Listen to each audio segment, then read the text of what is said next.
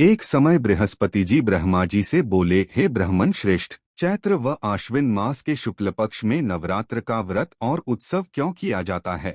इस व्रत का क्या फल है? इसे किस प्रकार करना उचित है? पहले इस व्रत को किसने किया? विस्तार से कहिए। बृहस्पति जी का ऐसा प्रश्न सुन ब्रह्मा जी ने कहा, हे बृहस्पति, प्राणियों के हित की इच्छा से तुमने बहुत अच्छा प्रश्न किया है। जो मनुष्य मनोरथ पूर्ण करने वाली दुर्गा, महादेव, सूर्य और नारायण का ध्यान करते हैं, वे मनुष्य धन्य हैं। यह नवरात्र व्रत संपूर्ण कामनाओं को पूर्ण करने वाला है। इसके करने से पुत्र की कामना वाले को पुत्र, धन की लालसा वाले को धन, विद्या की चाहना वाले को विद्या और सुख की इच्छा वाले को सुख मिलता है। इस व्रत को करने से रोगी मनुष्य का रोग दूर हो जाता है, मनुष्य की संपूर्ण विपत्तियां दूर हो जाती हैं और घर में समृद्धि की वृद्धि होती है। बंध्या को पुत्र प्राप्त होता है, समस्त पापों से छुटकारा मिल जाता है और मन का मनोरथ सिद्ध हो जाता है। जो मनुष्य इस नवरात्र व्रत को नहीं करता वह अनेक दुखों को भोगता है और कष्ट व रोग से पीड़ित हो अंगहीनता को प्राप्त होता है। उसके संतान नहीं होती और वह धन धान्य से रहित हो भूख और प्यास से व्याकुल घूमता फिरता है तथा संज्ञाहीन हो जाता है। अथवा स्त्री इस व्रत को नहीं करती, वह पति सुख से वंचित हो नाना दुखों को भोगती है। यदि व्रत करने वाला मनुष्य सारे दिन का उपवास न कर सके तो एक समय भोजन करे और 10 दिन बांधवों सहित नवरात्र व्रत की कथा का श्रवण करे।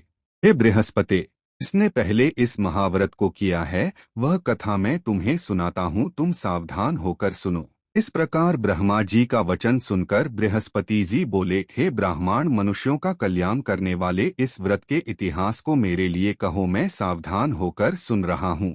की शरण में आए हुए मुझ पर कृपा करो। ब्रह्मा जी बोले, प्राचीन काल में मनोहर नगर में पीठत नाम का एक अनाथ ब्राह्मण रहता था। वह भगवती दुर्गा का भक्त था। के संपूर्ण सद्गुणों से युक्त सुमति नाम की एक अत्यंत सुंदरी कन्या उत्पन्न हुई।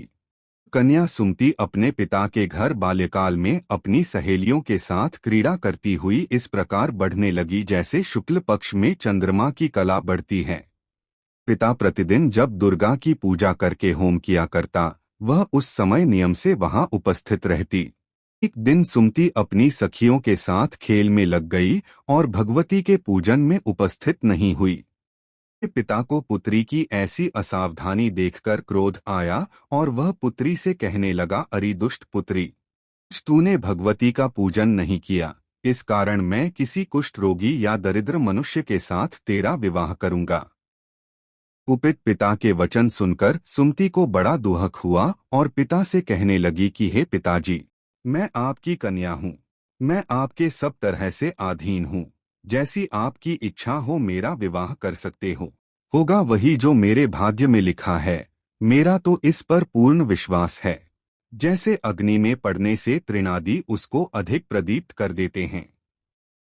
इस प्रकार कन्या के निर्भयता से कहे हुए वचन सुन उस ब्राह्मण ने क्रोधित हो अपनी कन्या का विवाह एक कुष्टी के साथ कर दिया और अत्यंत क्रोधित हो पुत्री से कहने लगा, हे पुत्री, अपने कर्म का फल भोगो, देखें भाग्य के भरोसे रहकर क्या करती हो। पिता के ऐसे कटु वचनों को सुन सुमति मन में विचार करने लगी, अहो, मेरा बड़ा दुर्भाग्य है जिससे मुझे ऐसा पति मिला। इस तरह अपने दुख का विचार करती हुई वह कन्या अपने पति के साथ वन में चली गई और डरावने कुशायुक्त उस निर्जन वन में उन्होंने वह रात बड़े कष्ट से व्यतीत की। उस गरीब बालिका की ऐसी दशा देखकर भगवती पूर्व पुण्य के प्रभाव से प्रकट होकर सुमति से कहने लगी कि हे ब्राह्मणी, मैं तुम पर प्रसन्न हूँ, तुम जो चाहो वरदान मांग सकती हो। मैं प्रसन्न होने पर मनोवांछित फल देने वाली हूँ। इस प्रकार भगवती दुर्गा का वचन सुनकर ब्राह्मणी कहने लगी कि आप कौन हैं जो मुझ पर प्रसन्न हुई हो, यह सब मेरे लिए कहा और अपनी कृपा दृष्टि से मुझ दासी को कृतार्थ करो। ब्राह्मणी का वचन सुनकर देवी कहने लगी कि मैं आदि शक्ति हूँ और मैं ही ब्रह्मा, विद्या और सरस्वती हूँ। मैं प्रसन्न होने पर प्राणियों को दुख दूर कर उसको सुख प्रदान करती हूँ। ब्राह्मणी, तुम पर तेरे पूर्व जन्म के पुण्य के प्रभाव से प्रसन्न हूँ। तुम्हारे पूर्व जन्म का वृतांत सुनाती हूँ, सुनो। तू पूर्व जन्म में निषाद, भील की स्त्री थी और अति पतिव्रता थी। दिन तेरे पति निषाद ने चोरी की। चोरी करने के कारण तुम दोनों को सिपाहियों ने पकड़ लिया और ले जाकर जेल खाने में कैद कर दिया। उन लोगों ने तुझको और तेरे पति को भोजन भी नहीं दिया।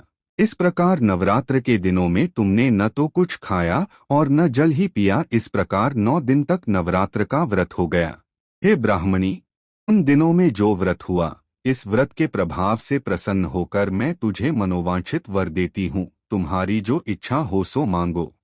इस प्रकार दुर्गा के वचन सुन ब्राह्मणी बोली, अगर आप मुझ पर प्रसन्न हैं तो हे दुर्गे, मैं आपको प्रणाम करती हूँ। कृपा करके मेरे पति का कोढ़ दूर करो। देवी ने कहा, उन दिनों तुमने जो व्रत किया था उस व्रत का एक दिन का पुण्य पति का कोढ़ दूर करने के लिए अर्पण करो। उस पुण्य के प्रभाव से तेरा पति कोढ़ से मुक्त हो जाएगा। ब्रह्मा जी बोले। इस प्रकार देवी के वचन सुन वह ब्राह्मणी बहुत प्रसन्न हुई और पति को निरोग करने की इच्छा से जब उसने तथास्तु ठीक है ऐसा वचन कहा, तब उसके पति का शरीर भगवती दुर्गा की कृपा से कुष्ठ रोग से रहित हो अति कांतिवान हो गया। ब्राह्मणी पति की मनोहर देह को देख देवी की स्तुति करने लगी, हे दुर्गे, आप दुर्गति को दूर करने वाली, तीनों लोकों का संताप हरने वाली, समस्त दुखों को दूर करने वाली, रोगी मनुष्य को निरोग करने वाली, प्रसन्न हो मनोवांछित वर देने वाली और दुष्टों का नाश करने वाली जगत की माता हो। हे अम्बे, निरपराध अबला को मेरे पिता ने कुष्ठी मनुष्य के साथ विवाह कर घर से निकाल दिया।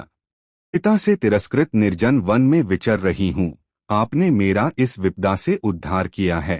हे देवी, मैं आपको प्रणाम करती हूँ। इस प्रकार जो भी मनुष्य यह व्रत को करता है, माँ अम्बे उनकी सभी प्रकार की मनोकामना पूर्ण करती हैं।